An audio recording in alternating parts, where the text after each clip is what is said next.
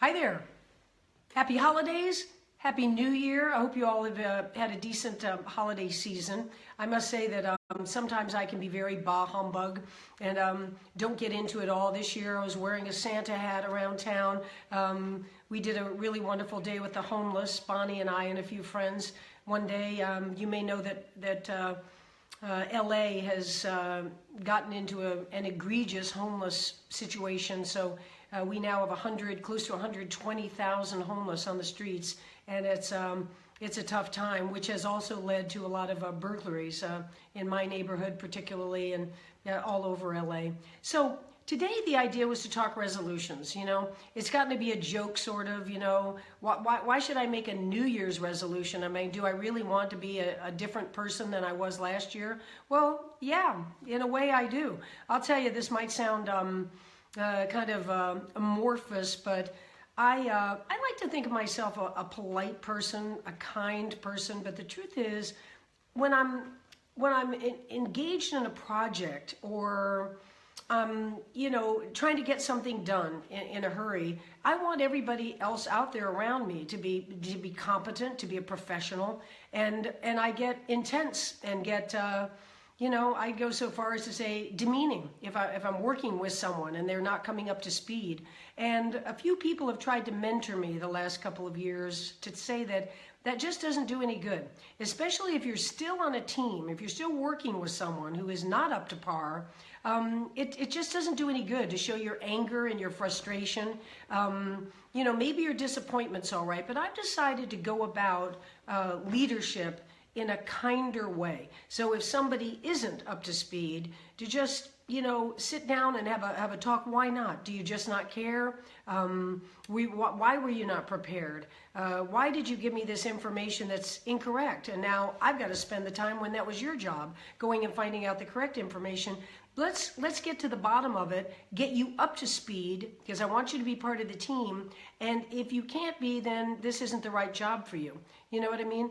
But anyway, I'm trying to be a kinder person. My last year's resolution, and I must say, I was somewhat successful at it.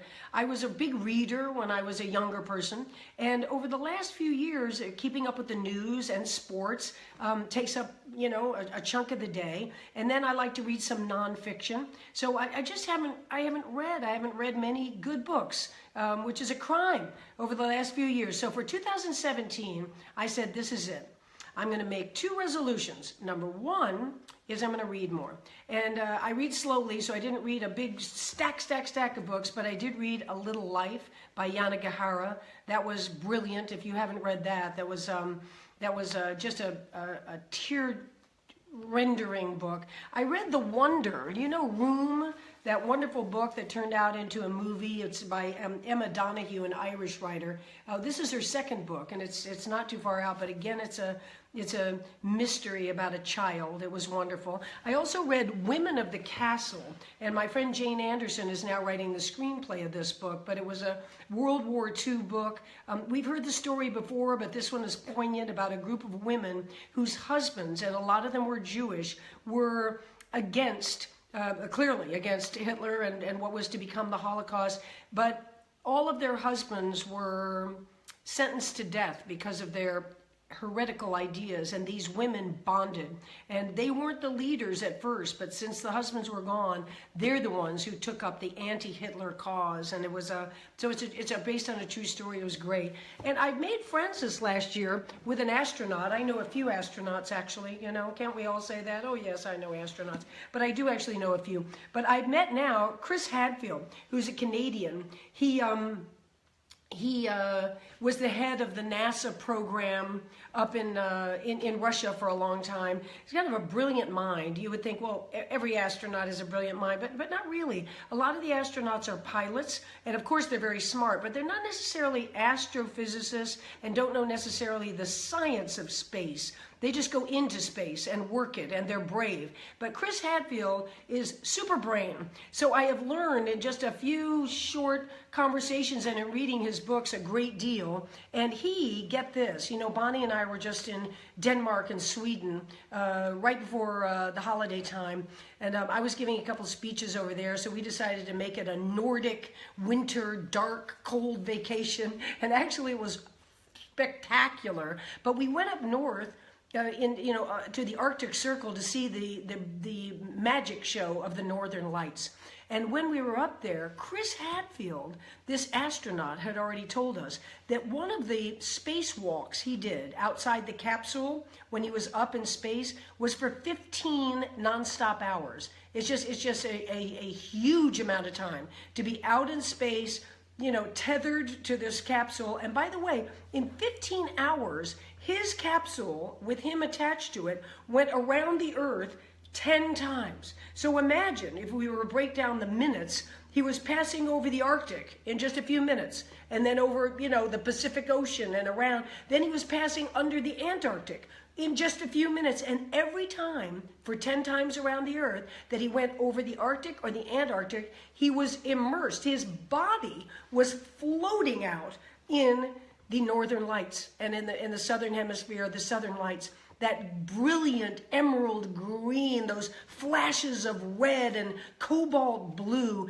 So anyway, we went up after we met him in Stockholm. He went home with his wife to the States, and Bonnie and I went up to see the Northern Lights. And we were out. I had my phone with me to take some bad pictures of the Northern Lights, and my phone buzzed out in the middle of the Arctic. I mean, there's nothing, and it was a snowy, dark night.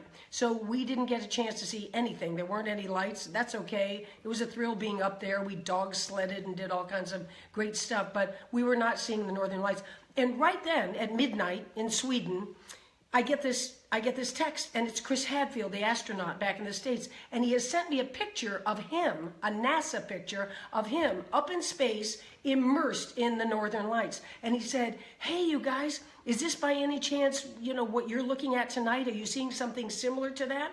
We took a picture of the pure black sky. There wasn't a drop of light in it, and send him back a note to say, you know, au contraire, Chris, we are actually not seeing anything like what you saw of the Northern Lights. So, long story short, I've been reading some Chris Hadfield, good stuff, and A Little Life and a few other books this year. The second resolution I made last year was to twice a week, and I had to build up to it, do 1,000 nonstop burpees. Now, I don't do the push-up. I throw myself down in a plank position, you know, legs come up under into a squat, and then throw the legs back into plank position and stand up again.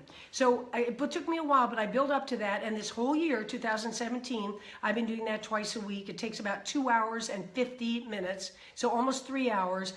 Full on sweat, shaking all over, but every part of the body works. So I'd like to say I was successful in my 2017 revolutions. 1,000 burpees twice a week, and read a bit more than I had. So frankly, I don't know. I don't know for this year, but I do know, you know, other than being a kinder person in every way, every merchant I deal with, just go out and be happy in life. So let me hear from you now. Have you had successful ones? Do you have any for this year? Are they big and broad, becoming the person that you want to be? Or are they little, like do not leave dirty dishes in the sink all night? What are they? You know my buddy Gabby. Gabby yells out. Gabby's here with us. We've got lots of great comments. Okay, I'm here to listen. Okay, perfect. So Steve Carriere says... Hey, Stevie, how are you? We're going to Key West, Steve. I'm going to call you later.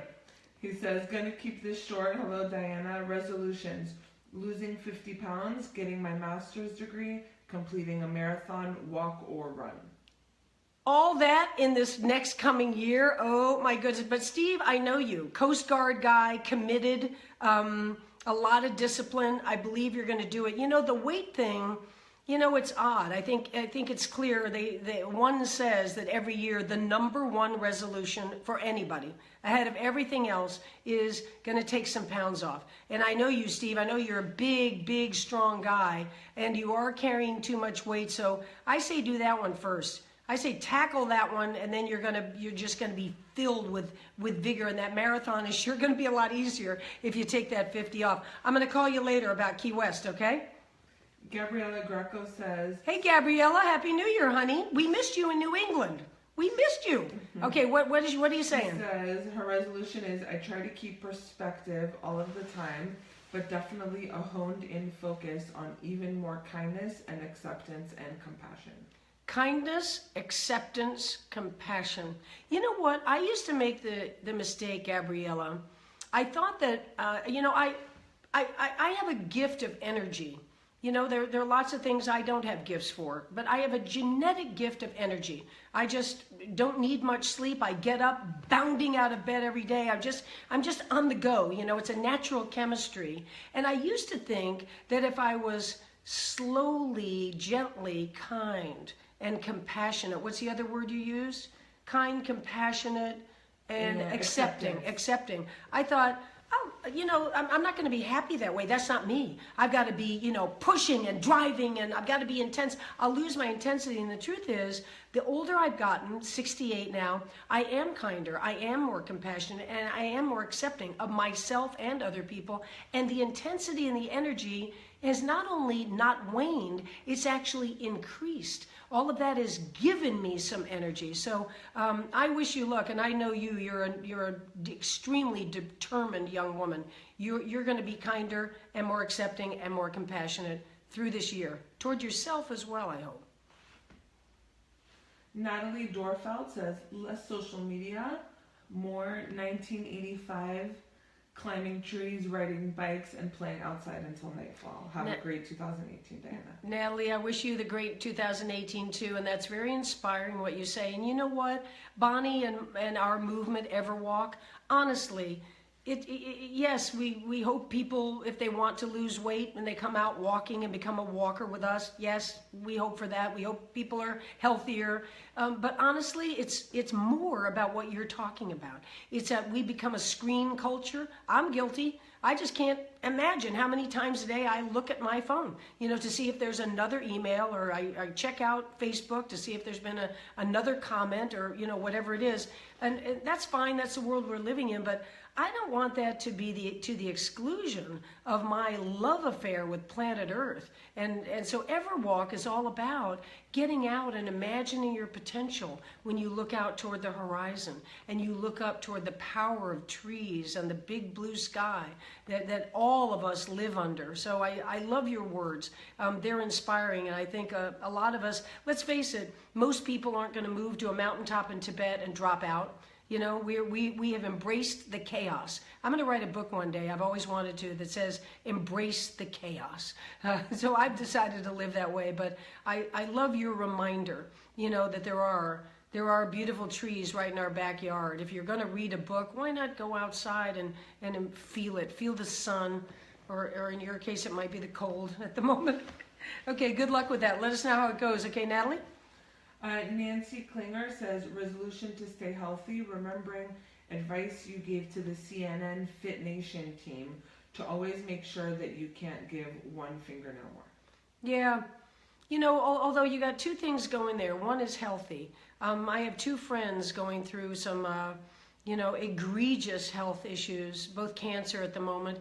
I and their doctors have no doubt they're going to make it to the other side, but man, it's like hell and back to get through that radiation, that chemotherapy, and fear of what you might lose as you go along the way, and never be able to recover. So, it's those old adages, we all want everything. We want love and money and travel and friendship, and all those are right up there, but without our health, we can't make use of most of it. So yes, stay healthy is number one. And then when you get to if we're more privileged and we have our health, and we have a way to eat food every day and drink water and have a roof over our heads, then go to the nth degree. Go to that, can't do a fingernail better in everything you do. I used to be a person just filled with regrets. My whole day was spent regretting, and since I've sort of grabbed back onto that gusto of do it all the best I can do it. I may not win, I may not succeed, but I go to bed with no regrets because I've done it all. not a fingernail better every day. Thanks for weighing in.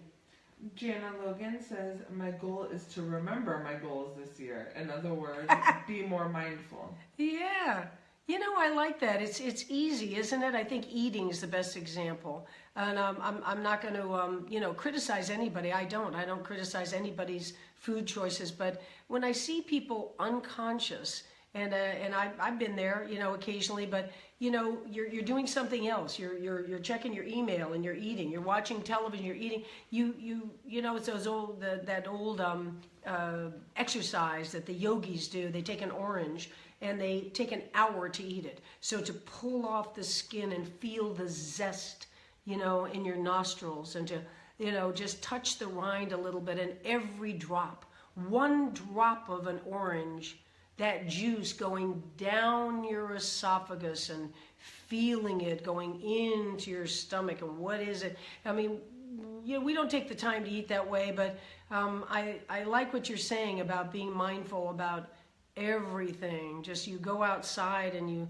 you see the light and the leaves, and you look into a person's eyes, even if it's your coffee barista, and you have a connection rather than just out of sight, out of mind. I love that. That's well put. Inspiring. Thank you. Reese Sue says, I believe you can start a New Year's resolution at any time of the year. Just set goals. Yeah, no, it's true. That's what we're saying. It's kind of a false premise. Are we really going to wait? Let's say it's October and you're just sick of something you're doing in your life. You say, well, I can't start now. I have to wait till January 1st. That's when New Year's resolutions start, of course. It's like this kind of silly man-made, and if you look up the history of resolutions, it goes back centuries in a lot of different cultures. And sometimes it was on the first day of spring, the day of planting crops. But, of course, listen, if you're holding on to your values and what you want to accomplish and being mindful with your life every day of the year, fantastic. You don't need these man-made resolutions. It's just something kind of fun for us to talk about at the beginning of the year every year. Andy S. Scott Carrington says, Diana, you are an inspiration. For 2018, I pledge to inspire others, to work better, play harder, find more ways to smile and enjoy life. Andy, you are helping me out today. Sometimes I forget. You get heavy goals, and you want to be helpful and inspiring, and why isn't that all great? But sometimes I literally forget that one of the grand purposes of life is to just plain be happy. Just smile and make everybody around you smile as well. Thank you for the reminder, Andy. Our friend Tom Maglio says, hey friend, Happy New Year. I hope to expect less of people and give more. Andy, Tom, that was Andy was before. Tom, how are you, baby? We miss you and your bike shorts. We do. We're going to drag you out to Seattle and have you on our Seattle-Vancouver walk, Tom. We are. What did you just say, Gabby? What did Tom say? Tom says he hopes to expect less of people and give more. Expect less and give more. Well, I'm gonna think about that. I mean, you got to do what you do. Maybe you've been expecting too much of people, but I like giving more for sure. But I tend to want to keep expecting a lot out of people. I think they're capable of it. They're capable of not what I think they can do, but they're capable of what they think they can do. So I'm kind of with you halfway on that, but it's not my life and it's not my resolution, is it, Tom? So you just, you go about it your way, and it sounds pretty darn good. I hope to see you this year, Tom. Vancouver, Seattle, bike, shorts.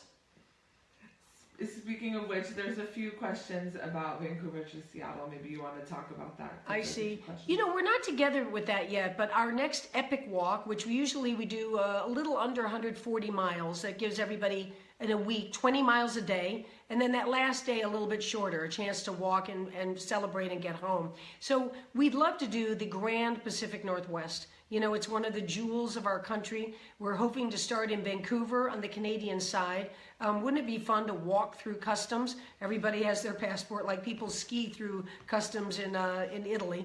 And we would walk down those beautiful waterways and finish in Seattle. So just as the new year comes next week is when we will really start trying to organize that, find out exactly what that route's going to be, and put out the registration forms for everybody. Perfect. Tom said he will be there. Yeah, Tom, I knew you would. Cherry's Jubilee says, nice picture behind you. Gotta brag again, sitting in Puerto Morelos. Heading to Cuba for 2 days. Gonna visit your jump-off point. So I'm pretty sure Cherry's Jubilee is code for D. Brady. Hey, D. You know, I was wanting to come down to Puerto Morelos and visit you and Kathy Loretta there this year. Let me know your dates, how long you're going to be there. Yes, and thank you for noticing. I've got a round room in my house with a glass dome above it. It's not very big, but a Russian friend of mine is a brilliant painter. He painted this entire street scene of Cuba. You can see the cobblestone street and the American cars. There's Che Guevara. There's a little Che Guevara right above me here, the Cuban flag. The Capitol's actually down the street.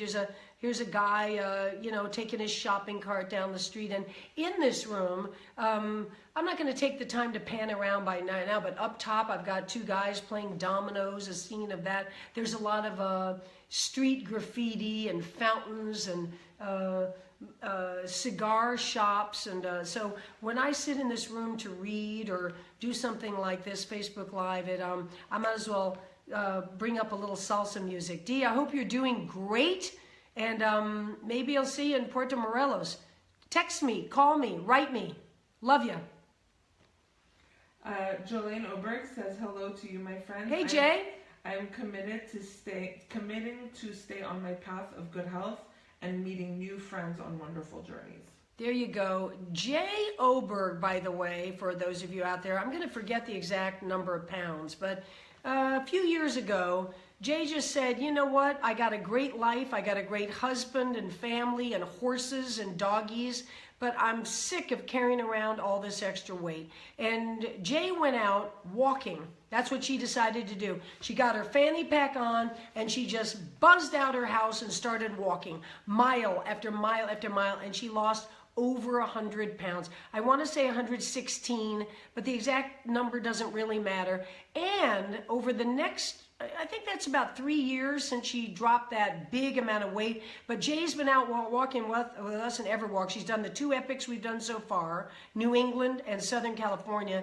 And she just gets more and more tight and fit. And she's just decided, Jay, I love you. You've decided to live your life and to live it with joy instead of with that burden of that extra weight that you knew was dragging your self-esteem down, your body, your ability every day down. And you've done it, girl. I'm so proud of you. I'm so happy to be your friend. What was your New Year's resolution again? What was that? To stay on her path of good health, meeting new friends on wonderful journeys. There you go. Wonderful journeys, and stay your path. I have no doubt you're on that path. You are committed full time. It's inspiring to see, Jay. Take care. Colleen S. Kelty Nestor says, my resolution is to have a healthier year for my husband and I. He battled prostate cancer and is winning. And I got a hip replacement 10, 12, 17. Time for us to be healthier. Yeah, Colleen. Sounds like your husband has pulled through. I'm glad to hear it. And it sounds, the hip replacement, every case is different. But I must say, in every case of people I know, they've done fabulously well and don't know why they didn't do the hip replacement earlier. It's something that the doctors are really successful with these days. So let's hope you and your husband have a mobile, very healthy, and energetic 2018. Cindy Ann has a question for you. She says, what are you doing for exercise these days? I do those burpees I was mentioning before. I try twice a week to get in those 1,000 burpees without the push-up. just a burpee without the push-up. That's a pretty intense workout. I walk, of course, because, you know, I'm leading this walking initiative, Everwalk. So I do, when we're getting ready for the epic walks, I'm doing, you know, 12 and 14 and 16 and occasionally 20-mile walks. So they take me anywhere from 4 to 6.5 hours a day. I do swim a couple times a week. Like to keep my stroke in good shape, you know. So always ready to do a charity swim or just have that wonderful feeling of gliding up on top of the water. But only a couple days a week, and it's such an amazing you know, bit of fun to swim for a couple of hours, just, you know, free form, just thinking instead of training hard. So I'm just loving the swimming. And I have a gym. I have a gym in my house, and if I am home, I travel quite a bit, but if I am home, I've got an orange neon sign in there that says persist. I get in there at 4:15, 4:30 in the morning. I click that orange sign on and I get on either the elliptical or I do the burpee set or get on the bike or the treadmill or do a series. I do these kind of military series that have jumping jacks and a whole bunch of things in them. So I like to think I am in sort of at an exemplary state of fitness, if I don't mind saying so myself. There isn't a day that I don't do something. And yoga. I couldn't teach yoga. I'm not a yoga master, but I've been doing yoga for about 25 years, and every day I do a few things to try to keep, you know, these older tendons and ligaments somewhat limber. So that was pretty boring, huh? That recounting of my daily exercise. But you asked. We'll just do a few more here. Sharon Fleming says, to be nicer, it's hard for me to be selfish, and I always place others before myself, but I need to focus on me, my career, and paying off my mortgage in 3 years. You're such an inspiration. Well, Sharon, you know, it's interesting you say that, and you know, I certainly know, you know, people like you who are just, you know, salts of the earth and always kind and looking after, you know, empaths who are looking after everybody else's feelings and everybody else's goals and helping them to the detriment of their own lives. So, you know, there's a balance somewhere in between there. I'm trying to get to be a nicer person and understand other people, and you're trying to say, I've done a lot of that. I gotta live my own life. So good for you. Now the mortgage, I can't help you there. I'm pretty much just absolutely, you know, hopeless on all the financial ends. I'm just hoping I don't go into the poorhouse by the time I really come to the end. Good luck, Sharon. Happy New Year. Barbara Perlman Wells says, hi Diana. Hey Barbara. Happy New Year. Happy New Year. I'd love to find a way this year to get more sedentary folks to walk those first few miles. I don't think miles 17 to 20 are the toughest. It's miles 1 to 3 from sedentary to getting moving that are so difficult for so many people. You know, Barbara, you're right about that. Bonnie and Gabby and I are in the middle of, with our webmaster people, getting a whole new and exciting and interactive website for Everwalk going. We're gonna launch it by April 1st. So right now we're working on that content. And I think one of the things we want to develop is our ambassadors out there, and you're one, you know, you've walked a lot of miles with us in Everwalk now, becoming ambassadors in your community and starting your own Everwalk clubs. So we will help you as we develop how to do that community by community and see what kind of incentives we can offer you and the people that you get to join. So thank you for stepping up with that leadership. And we will, besides whatever you're doing on your own, we'd love to call you an Everwalk ambassador and get you going where you are, which is Orlando. Am I right? I think so. Okay. Happy New Year, Barbara. We'll wrap it up with a comment from Deborah Ann, who said, you're an inspiration. Thank you, Deborah Ann. You make me feel good about 63 in a few months. 63? 63. You know, I kind of remember 63. I think it was a good time. I think it was a good time. You know, I'm joking, but the truth is, I started saying in my early 60s when I went back to tackle the Cuba swim after not trying it for some 30 years that I was in the best place of my life.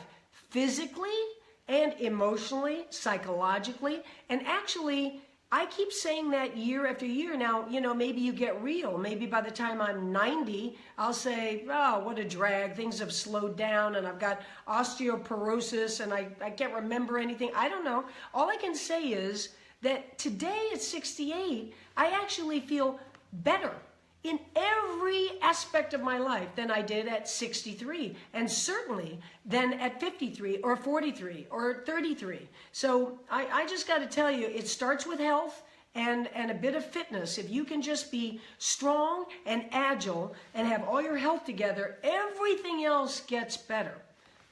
Happy birthday in advance. Well, Happy New Year, everybody. Thanks so much for weighing in today. Good luck with your resolutions. It was so good to hear from some of our old friends, and great to hear from some of you I've never spoken with before. We are going to get a much more regular schedule of Facebook Live sessions going all through 2018, and we'll be out with Everwalk Nation. If you haven't joined yet, click everwalk.com and just join the nation, and then check us out in 3 months and see all the exciting things we'll have on the site. Happy New Year, everybody, and enjoy the rest of the holiday.